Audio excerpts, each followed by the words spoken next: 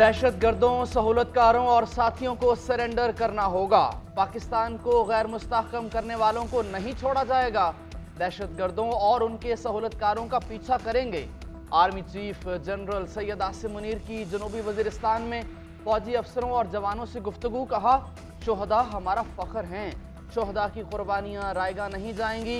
पाकिस्तान में मुकम्मल अमन और इस्तेहकाम आएगा। सिपा सलार को सिक्योरिटी की सूरत हाल पर ब्रीफिंग। आर्मी चीफ ने जवानों के अज़्म और हौसले की तारीफ। आम इंतखाबात की तारीख के लिए सदर मुमलिकत आरिफ अलवी का chief election commissioner Sikandar Sultan Raja को खत। आज या कल मुलाकात की दावत। खत में कहा गया कि आइन के आर्टिकल 48(5) के तहत इलेक्शन 90 रोज के अंदर होने चाहिए। चीफ इलेक्शन कमिश्नर ने खत के जायजे के लिए कल इजलास बुला लिया। उधर आम इंतखाबात पर मुशावरत के लिए इलेक्शन कमीशन का तमाम सियासी जमातों को दावतनामा इरसाल। चेयरमैन PTI या उनके नुमाइंदे और सरबराह JUI मौलाना फजल रहमान को कल बुला लिया गया। शहबाज शरीफ को 25 अगस्त और साबिक सदर आसिफ अली जरदारी को 29 अगस्त का दावतनामा भेजा गया। इलेक्शन कमीशन सियासी जमातों के सरबराहान से आइंदा इलेक्शन के रोड मैप पर मुशावरत करेगा।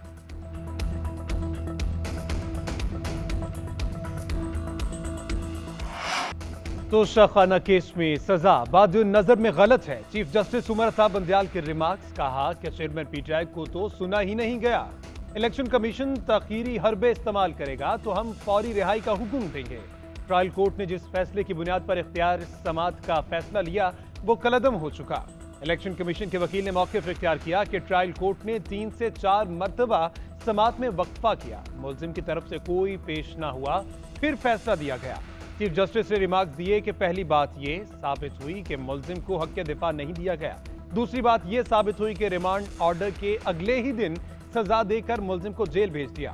इस्लामाबाद हाई कोर्ट ने तोशाखाना का 7 दिन में फैसला करने का कहा और ट्रायल कोर्ट ने एक ही दिन में फैसला कर दिया। ट्रायल कोर्ट ने जल्दबाजी में फैसला किया। मामला हाई कोर्ट में है, इसलिए आज मुदाखलत नहीं कर रहे। इस्लामाबाद हाई कोर्ट कल अपील सुने, हम दोबारा केस सुनेंगे।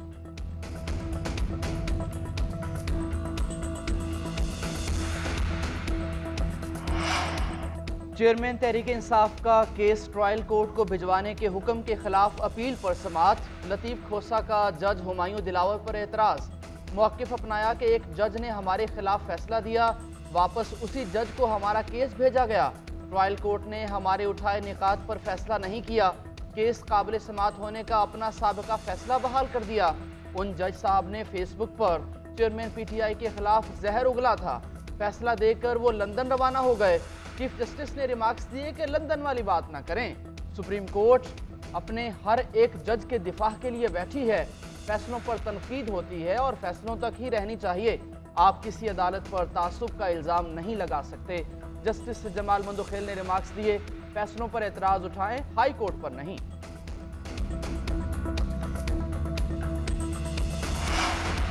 साबिक चीफ जस्टिस मुझे दीवार से लगाने में लगे रहे। मौजूदा चीफ जस्टिस चेयरमैन PTI को बचाने के लिए सरगर्म है।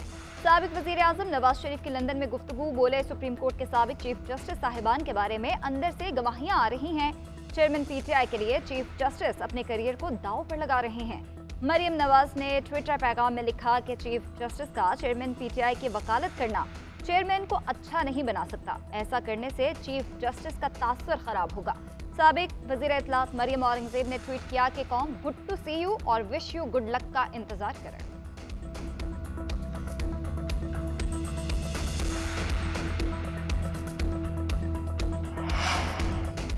चेयरमैन PTI का chief justice Islamabad high court के खिलाफ सुप्रीम कोर्ट से रुजू। दरख्वास्त में मौक़िफ़ इख्तियार किया कि चीफ जस्टिस आमिर फारूक के मेरे खिलाफ तासुब के ठोस शवाहिद मौजूद हैं। मुझे जेल में रखने की हर मुमकिन कोशिश की जा रही है ताकि इलेक्शन ना लड़ सकूं। जज हुमायूं दिलावर मुझसे नफरत करता है, वो मुझे सजा देने के लिए तैयार था, इसीलिए मेरा मुकदमा वहीं भिजवाया गया। Chief justice Islamabad high court की हिदायत पर ही जज हुमायूं दिलावर ने मुझे सजा सुनाई। मुकदमात इस्लामाबाद हाई कोर्ट से लाहौर या पेशावर हाई कोर्ट मुंतकिल किए जाए। अदालती फैसला होने तक जस्टिस आमिर फारूक को मुकदमात की समाअत से रोकने की भी सदा।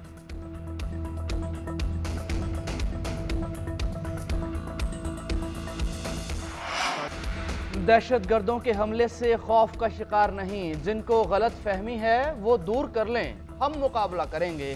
कारजियों के लिए खुला पैगाम है, वो हमारे साथ लड़ाई नहीं लड़ सकते।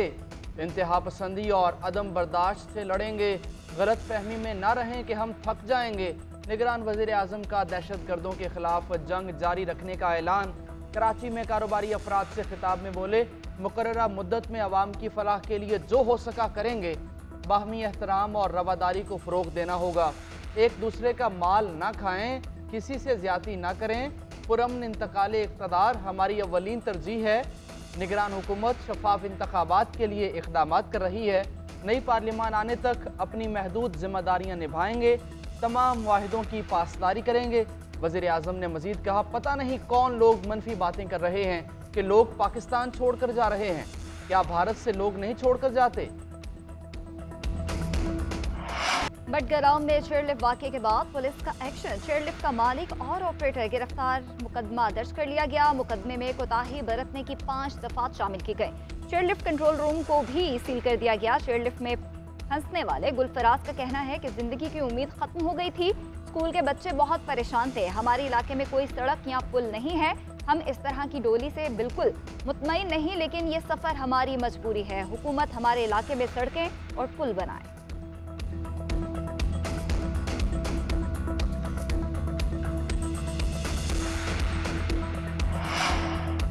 अमरीकी currency out of control. Interbank में डॉलर 63 पैसे महंगा 299 रुपए 64 पैसे पर बंद हुआ। ओपन मार्केट में डॉलर 6 रुपए बढ़कर 312 रुपए का हो गया। डीलर्स का कहना है सिर्फ 3 दिन में ओपन मार्केट में डॉलर 10 रुपए महंगा हुआ।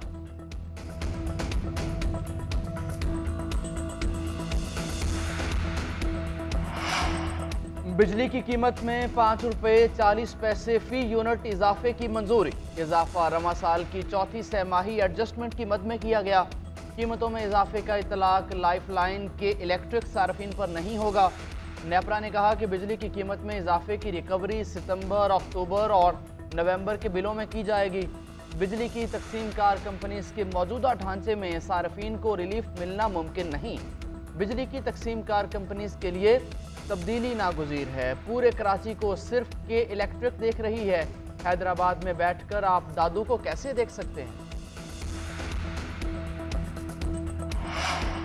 वज़ारत ख़ज़ाना हुकाम और IMF के दरमियान वर्चुअल राब्ता। गैस सेक्टर के गर्दिशी कर्ज में कमी के लिए नए प्लान पर बातचीत। IMF का गर्दिशी कर्ज पर इजहार तशवीश। कमी के प्लान पर मजीद वजाहत मांग ली। वज़ारत ख़ज़ाना हुकाम ने बताया कि डिविडेंड स्कीम मुतारिफ करवाई गई है। इससे कर्ज 400 अरब रुपए से ज़ायद कम हो जाएगा। निगरान वज़ीर ख़ज़ाना डॉक्टर शमशाद अख्तर IMF से बात करेंगी। आइंदा महीने वज़ारत ख़ज़ाना और IMF बाकायदा इक़्तिसादी जायज़ा मुज़ाकरात शुरू करेंगे।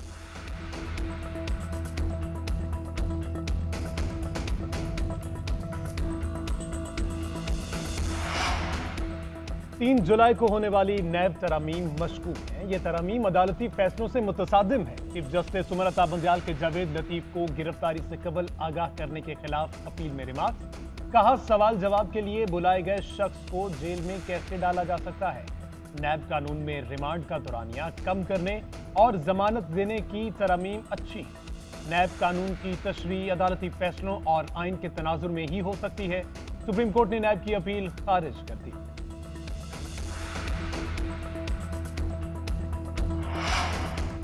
मोने सिलाही करप्शन और मनी लॉन्ड्रिंग में मुलव्वस। सरकारी ठेकों के एवज किकबैक्स और घपलों से मुताल्लिक मोने सिलाही की नैब इंक्वायरी रिपोर्ट सामने आ गई। रिपोर्ट के मुताबिक परवेज इलाही के वज़ीर आला बनते ही किकबैक्स और घपलों में इजाफा हुआ। उन्होंने अपने फ्रंटमैन अजमत हयात और सुहेल अस्कर के जरिए ठेकों की मद में किकबैक्स लिए। जुलाई 2022 से अपने बैंक अकाउंट्स में मुल्की और गैर मुल्की भारी रकम जमा कराई। जुलाई 2022 के बाद 72 मिलियन रुपए से 384 कैनाल से ज़्यादा एराजी खरीदी। एराजी बज़ाहिर किकबैक्स और रिश्वत की रकम से बनाई गई। मोने सिलाही ने अपने वालिद के चीफ मिनिस्टर के ओहदे का गलत इस्तेमाल किया। उन्होंने गुजरात में पसंदीदा कॉन्ट्रैक्टर्स को ठेके दिए। साबिक विफाकी वजीर मोना सिलाही ने नैब की रिपोर्ट हकाइक के मुनाफी और झूठी करार दे दी। कहते हैं तमाम मामलात में शफाफियत को अपनाया। मरीम नवाज की तरह कैलरी फंड का कोई झूठा दावा नहीं है। सारे असासों की मनी ट्रेल और ज़राए मौजूद हैं जो मेरी टैक्स रिटर्न में वाज़ेह हैं। नैब इन्वेस्टिगेशन ऑफिसर ने भी एहतसाब अदालत में इस बात की गवाही दी थी। नैब के इन्वेस्टिगेशन ऑफिसर ने तमाम इमलाक की खुद छानबीन की, उसे कहीं किसी बेकायदगी का कोई सबूत नहीं मिला, लिहाजा इस केस को बंद कर देना चाहिए। आज़ादी इज़हार राय और मालूमात तक रसाई हर शहरी का बुनियादी हक है। तमाम कवानीन का मकसद सच सामने लाना है और इंसाफ सच की बुनियाद पर ही होता है। जस्टिस काजी फायद ईसा का तकरीब से खिताब, कहा फैसला आने पर कोई भी फरीक कह सकता है कि फैसला ठीक नहीं हुआ। खबर और राय में फर्क जरूरी है।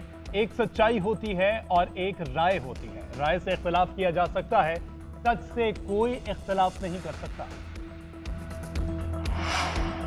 निगरान वजीर खारजा जलील अब्बास जिलानी से अमरीकी सफीर डोनाल्ड ब्लूम की मुलाकात। अमरीकी सिफारत खाने से जारी एलामिया के मुताबिक मुलाकात में दो तरफा ताल्लुकात पर तबादला ख्याल किया गया। सिक्योरिटी और मईशत के शोबों में ताउन बढ़ाने पर भी गौर किया।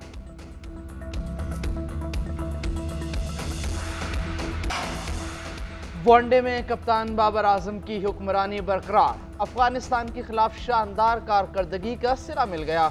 इमामुल हक एक सीढ़ी चढ़कर तीसरी पोजीशन पर काबिज। फास्ट बॉलर हारिस रऊफ को 7 दर्जे तरक्की मिल गई। 36वें नंबर पर मौजूद फखर जमान की 2 दर्जे तनज़्ज़ुली। बॉलर्स में ऑस्ट्रेलियन पेसर जोश हेजलवुड का राज कायम।